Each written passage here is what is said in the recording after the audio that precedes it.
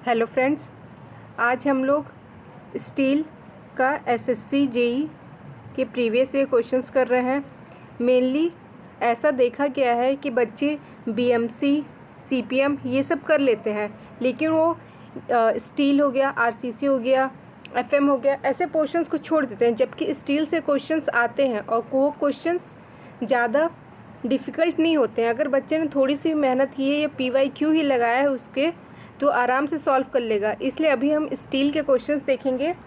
Mainly ऐसा देखा गया है कि कोचिंग इंस्टीट्यूट में भी जो एसएससी जेई की होती हैं उसमें ये सब सब्जेक्ट्स नहीं पढ़ाए जाते, लेकिन आप लोग को ये सब सब्जेक्ट्स के लिए सिर्फ प्रीवियस ईयर क्वेश्चंस लगा लेने हैं। उसी क्वेश्चन से मैं कुछ इंपॉर्टेंट पॉइंट्स बता दूँगी, वो आप लोग ध्यान रखिएगा। इससे आपके जो माइनर सब्जेक्ट्स हैं उसके सारे क्वेश्चंस बन जाएंगे। बाकी मेजर सब्जेक्ट्स तो हम करा ही रहे हैं, जैसे कि बीएमसी सॉइल हो गया। तो आज स्टील देखते हैं। चलिए स्टार्ट करते हैं। तो हमारा पहला क्वेश्चन है कि rolled steel section are classified. तो rolled steel section equal angle, जो रोल्ड स्टील सेक्शन है उसका क्लासिफिकेशन होता है as a equal angle, unequal angle, bulb angle की ऑल ऑफ द अबव। तो इसका क्लासिफिकेशन जो होता है वो तीनों तरीके से होता हो। तो इसका आंसर हो जाएगा option D, right answer. Next question, question number 2 हमसे बोल रहा है for a steel construction the secondary effect are considered without wind और अर्थक्वेक। विंड और अर्थक्वेक को इफेक्ट को नहीं ले रहे हैं। किस में देखा जा रहा है? ये मेंबर्स में। तो जब हमारा अर्थक्वेक और विंड के इफेक्ट को नहीं लेते तब हमारा हो जाता है 25%। अगर हम इफेक्ट ले रहे होते तो वो हो जाएगा हमारा 33%। तो इसमें अब हम देखते हैं कि इसके एक्सप्लेनेशन में लिखा है कि जैसे मान लीजिए सेकेंडरी इफेक्ट है और हम लोग विंड और अर्थक्वेक को लोड को कंसीडर नहीं कर रहे हैं और वो कनेक्शन है, तो उसमें 25%। और अगर हमारा इफ़ेक्ट को कंसीडर कर रहे हैं तो 25% इंक्रीज़ होगा कनेक्शन के केस में एंड 33.33 केस इंक्रीज़ होगा हमारा मेंबर के केस में। यहाँ हमसे किस में पूछा है कि हमारा जो है मेंबर और कनेक्शन में विदाउट विंड और अर्थक्वेक, तो ये हो जाएगा हमारा 25%, क्योंकि विदाउट है। तो जब भी हमारा विदाउट विंड और अर्थक्वेक का केस आएगा तो उसमें हमारा 25 हो जाएगा। आप लोग इसको ऐसे भी समझ सकते हैं। देखिए, दो केस होगा, जैसे हमारा हो गया विदाउट और एक में हो गया विथ। तो इसमें जो होगा विदाउट में हमारा चाहे मेंबर हो चाहे कनेक्शन हो, दोनों में हमारा 25% ही इंक्रीज़ होगा। जबकि जब विथ का कंडीशन आ जाता है कि विथ अर्थक्वेक एंड विंड का इफ़ेक्ट, तो इसमें जो हमारा मेंबर का होता है तो वो 33.33% हो जाता है और जो कनेक्शन का है वो 25% हो जाता है। तो विथ अर्थक्वेक एंड विंड अगर मेंबर में हो तो 33.33, बाकी सब केस में 25% है। अब आगे देखते हैं हम लोग। The plate used for connecting two और more structure member intersecting each other. तो एक हमारा प्लेट होता है जहाँ पर हम दो या दो से ज़्यादा मेंबर्स को जोड़ते हैं, तो उस प्लेट को हम लोग बोलते हैं गज़ेट प्लेट। आप लोग जब ट्रेन से ट्रैवल करते होंगे आप देखते होंगे जो साइड में ट्रस बने रहते हैं, जब ब्रिजेस आते हैं नीचे से रिवर्स जाती हैं जब, तो यहाँ जो ट्रस बने रहते हैं तो यहाँ पर हमें ये गज़ेट प्लेट दिखता है। तो इसका ऑप्शन हो जाएगा सी। आगे देखते हैं हम। फिर है हमारा beam is defined as a structure member subjected to. ये इस बार के CGPSC AE में भी क्वेश्चन आया था। तो इसका आंसर हो जाएगा ट्रांसवर्स लोडिंग। जो बीम होती है उसमें हमेशा ट्रांसवर्स लोडिंग लगती है। देखिए, इस तरीके से क्वेश्चंस रिपीट होते हैं। जिसने ये क्वेश्चंस लगाया होगा SSC JEE में वो आसानी से CGPSC AE में लगा सकता था। फिर नेक्स्ट क्वेश्चन पे आते हैं हम। Question number 5, the method of design of steel framework for greatest rigidity and economy in weight. हमसे बोल रहा है आप कौन सा इसमें से डिज़ाइन चूज़ करेंगे for rigidity and economy in weight. तो उसको हम करते हैं फुल्ली रिजिड, क्योंकि हमें ग्रेटेस्ट रिजिडिटी चाहिए, तो हम सेमी रिजिड तो कर नहीं सकते, इसलिए fully rigid. Option C will be right answer. Next question, question number 6, the permissible bending stress in steel. ये होता है हमारा 1890 kg/cm²। ये ध्यान में रखिएगा, इम्पॉर्टेंट क्वेश्चन है। फिर है हमारा the heaviest I section for same depth is. तो ये सब मेनली फुल फॉर्म अगर आपको पता है तो आप लगा सकते हैं, जैसे ISLB है लाइट बीम, ISMB है, ये भी ISMB वाला जो क्वेश्चन है ये CGPSC AE में पूछा गया था कि इसको क्या है, इसका फुल फॉर्म टाइप का था कि क्या रिप्रेजेंट करता है मेनली। ये तो मीडियम डेप्थ को रिप्रेजेंट करता है। जैसे ISHB हो गया, तो ISHB जो हमारा हैवी आई सेक्शन को डोनेट करता है। तो ऑप्शन सी हो जाएगा राइट आंसर। देखिए यहाँ पर सारे फुल फॉर्म दिए हैं। ISJB, जे है तो IS का तो इंडियन स्टैंडर्ड हो गया, J junior beam, L light weight, M medium weight, W flange wide flange and H heavy weight. तो ये सब फुल फॉर्म आप ध्यान में रखिएगा। फिर आता है हमारा next question, question number 8, standard loads are given in. तो सबको पता है स्टील का जो कोड होता है, सॉरी यहाँ पर स्टील का कोड नहीं पूछा, इसमें बोला स्टैंडर्ड लोड्स किस कोड में दिया है, तो हमारा IS 875, जबकि हमारा स्टील का कोड है IS 800। आगे चलते हैं।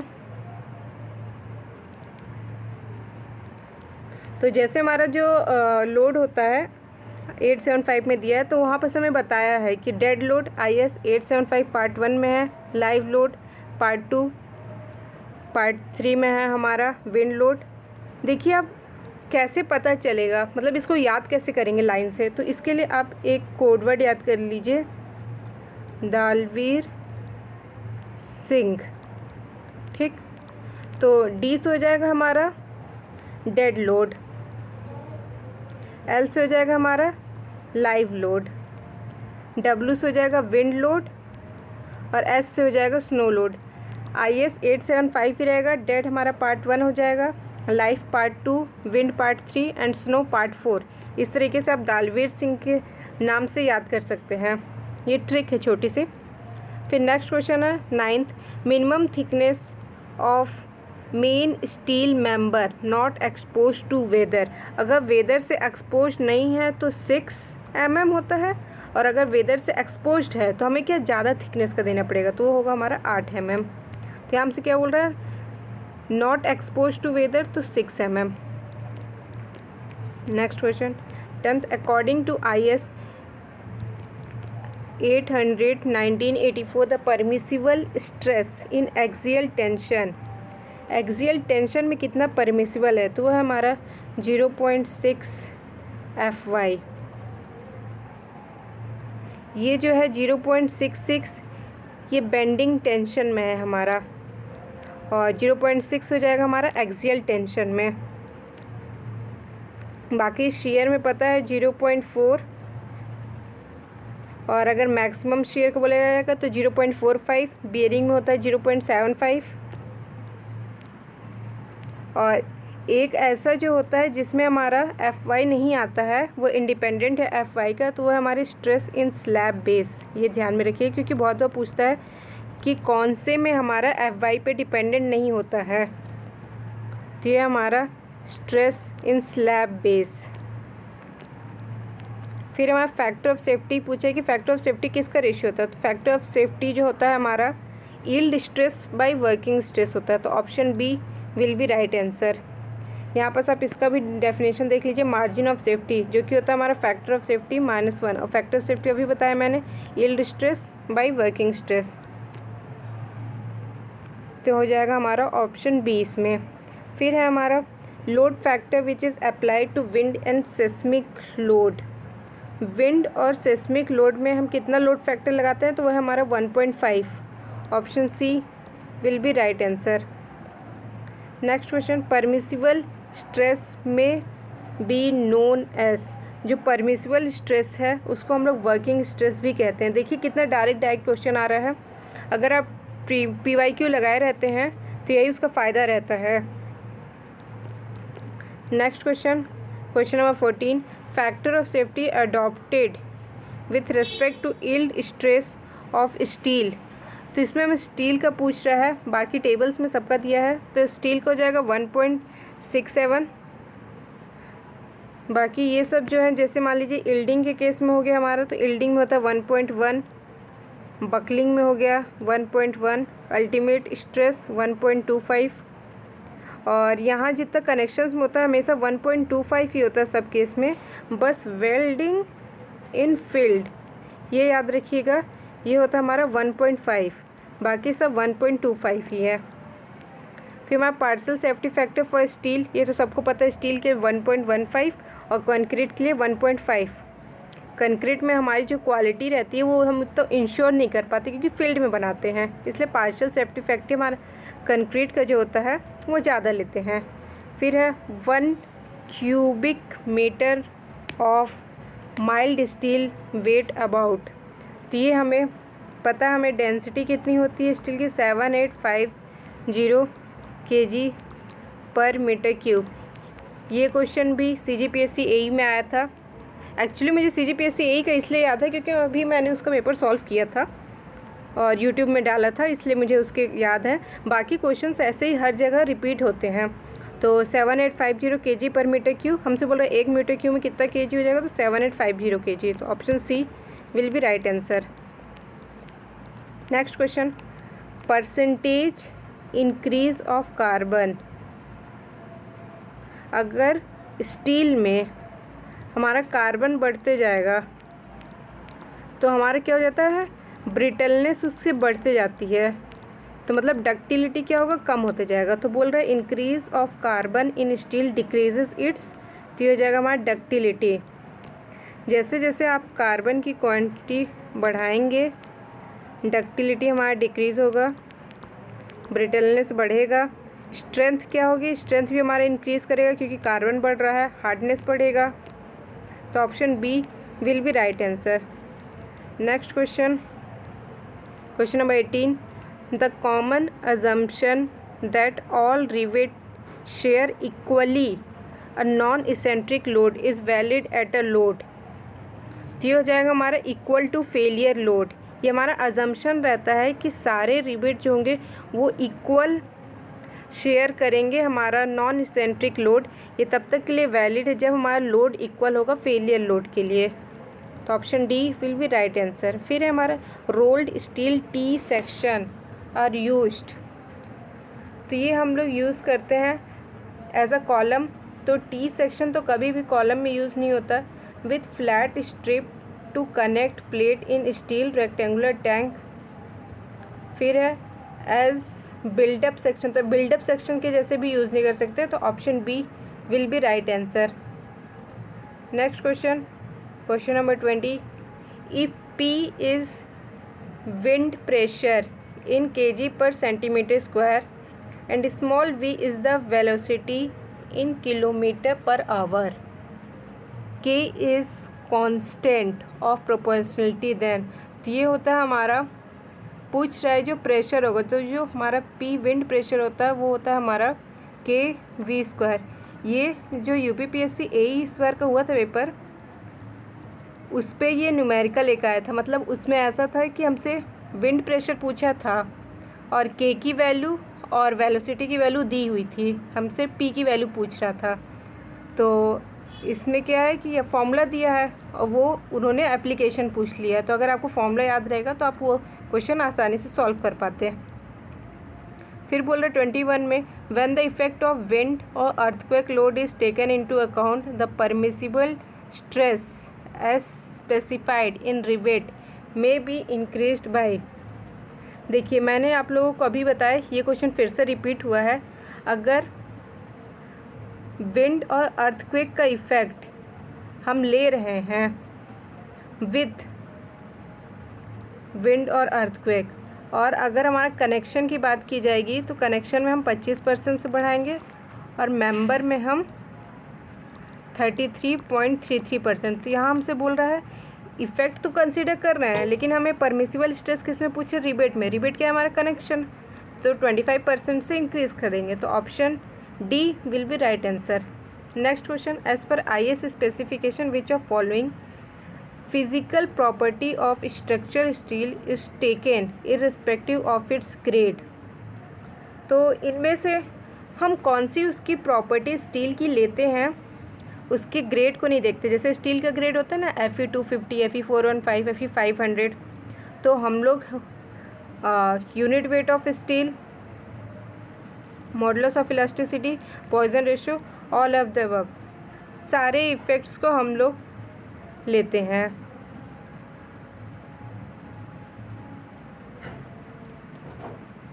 फिर यहाँ पर सारे इफ़ेक्ट्स की मोस्टली वैल्यूज़ बता दी गई हैं। वैल्यूज़ ध्यान में रखने की जरूरत नहीं है, ज़्यादा से ज़्यादा यही पूछा जाता है कि Fe 250, Fe 415, Fe 500 का मॉडुलस ऑफ इलास्टिसिटी क्या होता है, तो सबका सेम होता है 2 × 10⁵ Nm/mm²। बाकी ये सब कभी नहीं पूछता है। फिर main advantage of steel member is, तो हाई स्ट्रेंथ है, सही बात है। इट्स लॉन्ग सर्विस लाइफ, सही बात है। अगर आप लोग को जैसे सेकंड ऑप्शन नहीं पता चल रहा है कि गैस एंड वाटर टाइट है कि नहीं, लेकिन ए और सी पता है, तो ऑप्शन डी हम लगा सकते हैं।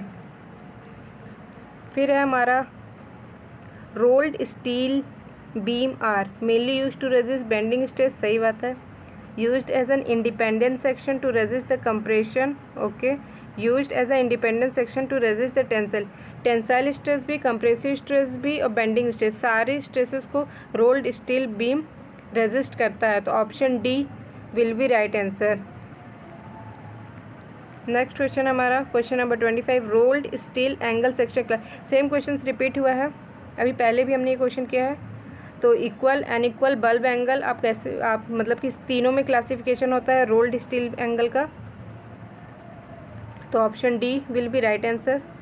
देखिए क्या होता है, इक्वल एंगल में ये दोनों की लेंथ जो होती है वो इक्वल होती है, अनइक्वल में एक बड़ा होगा एक छोटा होगा, कोई से भी बड़ा छोटा हो सकता है। और अब देखते हैं बल्ब वाले में, बल्ब में क्या रहता है कि यहाँ थोड़ा सा इसका निकला रहता है कुछ पोर्शन, उसको हम बोलते हैं बल्ब। मोस्टली ये बोर्ड्स में यूज़ होते हैं। फिर नेक्स्ट क्वेश्चन हमें आ जाते हैं, permissible stress to which a structure member can be subjected is known as. तो हम लोग एक जो मेंबर बनाते हैं उसको कितना स्ट्रेस देते हैं, तो हम उसको वर्किंग स्ट्रेस तक प्रोवाइड कर सकते हैं लोड, तो option B will be right answer. Next question, question number 27, as per ISI rolled steel beam section are classified into. तो ये 4 सेक्शन में हमारा क्लासीफाई है, बीम, चैनल, एंगल, क्या बोल रहे हैं इसमें हम, एक second,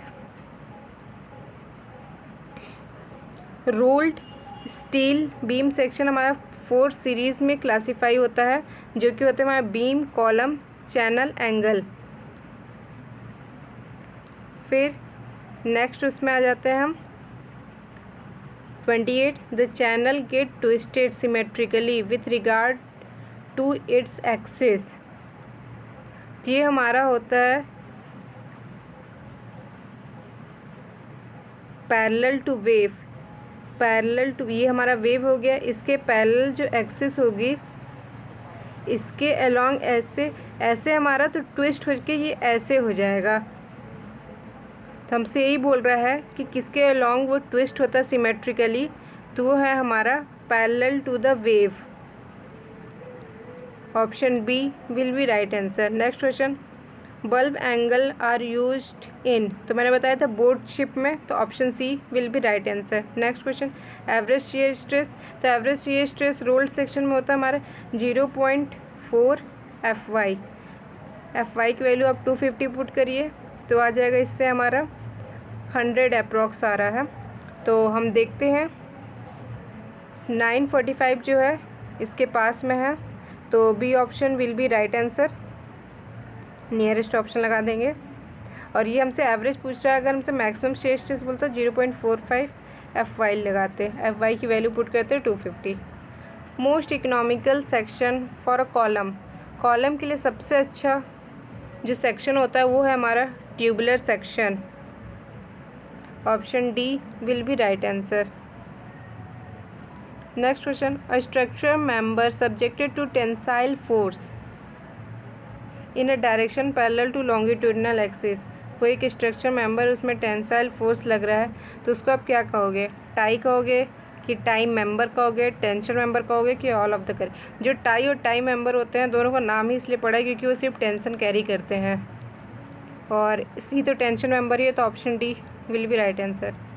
next question, the one that has list carbon content, तो लिस्ट कार्बन कंटेंट हमारा होता है रॉड के पास, रॉट आयरन के पास, इसीलिए इसको प्योरेस्ट फॉर्म ऑफ कार्बन बोलते हैं, प्योर होता है सबसे ज़्यादा। और जो पिग स्टील होती है वो हमारे सबसे इम्प्योर होता है क्योंकि इसमें बहुत ज़्यादा कार्बन कंटेंट पाया जाता है, तो ऑप्शन ए सही हो जाएगा क्योंकि हमसे बोल रहा है लिस्ट कार्बन कंटेंट, तो ए हो जाएगा।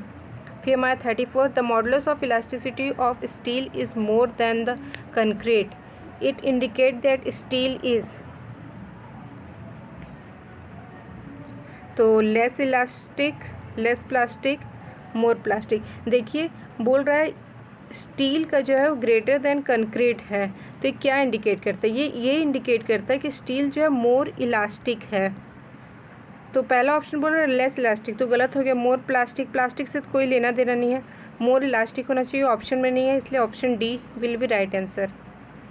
फिर है question number 35, in a grillage footing the maximum shear force और करेक्ट, सेम क्वेश्चन एकदम एग्जैक्ट ऑप्शन के साथ, CGPSC AE अभी जो रिसेंट में हुआ है पेपर उसमें आया था,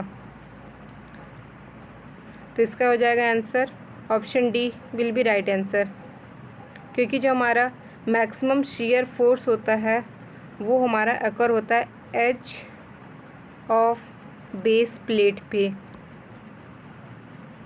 तो यहाँ ऐसा ऑप्शन नहीं है। ग्रिलेज का बोल रहा है एज पे, सेंटर पे तो नहीं है, तो हमारा ऑप्शन हो जाएगा डी नन ऑफ दिस। और 36, लग एंगल इज़, तो लग एंगल क्या होता है, used with single angle, not used with double angle, used with, कैसे भी उसको आप यूज़ कर सकते हो, सिंगल एंगल के जैसे चैनल मेंबर के साथ, और लेकिन उसको डबल एंगल के साथ यूज़ नहीं करते, तो इसलिए option D will be right answer. Next question हमारा question number 37, cast iron is manufactured by remelting, pig iron को आप अगर मेल्ट करेंगे तो आपको कास्ट आयरन मिलेगा। पिग आयरन सबसे ज़्यादा कार्बन है, उसके बाद कोई कम आता है हमारा कास्ट आयरन में, और सबसे कम हमारा रॉट आयरन में कम है। Wind load analysis can be done using, देखिए अब अगर आपको वो ट्रिक याद होगी तो आप आसानी से बता सकते हैं कि विंड लोड एनालिसिस किस में होगा, क्योंकि IS 875 तो सब में लिखा है, पार्ट 1, पार्ट 2, पार्ट 3, पार्ट 5, अब कैसे पता चलेगा, तो आपको इसके लिए क्या करना पड़ेगा, वही रणवीर सिंह। डी से हो गया हमारा डेड, एल से हो गया लाइव, फिर W से हो गया हमारा विंड, जो कि विंड ही हमसे पूछ रहा है, एस से हो गया स्नो, तो ये हो जाएगा 1 2 3, स्नो हो जाएगा 4, तो विंड कितना है, थर्ड पे आ रहा है, तो हो जाएगा हमारा IS 875 पार्ट 3। फिर a load value obtained by multiplying the characteristic load with load factor, तो कैरेक्टरिस्टिक लोड को अगर आप लोड फैक्टर से मल्टीप्लाई करेंगे तो उससे आपको डिज़ाइन लोड मिलेगा। ये मेनली आपसे डेफिनेशन पूछा है लोड फैक्टर का, तो लोड फैक्टर की डेफिनेशन हो जाएगी design load bye characteristic load, तो अगर आप ये दोनों को मल्टीप्लाई करते हैं तो आपको डिज़ाइन लोड मिलेगा, तो option D will be right answer. Next chapter अब हम नेक्स्ट वीडियो में करेंगे। इस वीडियो से बस यही है मेनली कि आप बस क्वेश्चंस देख देख के रिवाइज करें, बाकी अब आगे हम नेक्स्ट वीडियो में करेंगे नेक्स्ट चैप्टर्स, और ऐसे सब्जेक्ट्स के सिवा PYQ लगा लें। आप खुद ही देख रहे होंगे कितने सारे क्वेश्चंस इसमें रिपीट हो रहे हैं और कितने सारे क्वेश्चंस अलग अलग जगह पे पूछे जा रहे हैं, वही CGPSC AE में पूछ रहा है, वही UPPSC AE बोल रहा है, वही MPPSC पूछे, सब जगह वही PYQ ही आते हैं। और मुझे तो लगता है सबसे इजी मेथड है, अगर आपको श्योर कहीं भी सिलेक्शन चाहिए किसी भी एग्ज़ाम में, तो आप उस टाइप के प्रीवियस ईयर क्वेश्चंस लगाएं। जैसे कि SSC JE के आप प्रीवियस ईयर क्वेश्चंस लगा लें, SSC JE में काफ़ी है। AE के करने हैं तो आप उस स्टेट के AE और उससे मिलते जुलते AE के आसपास के और SSC JE लगा लें, काफ़ी है। कोई एक्स्ट्रा न टेस्ट लगाने की ज़रूरत है, न कुछ लगाने की ज़रूरत है। बाकी ऐसे प्रिपरेशंस करते रहिए, आगे वीडियो बनाएंगे। Thank you.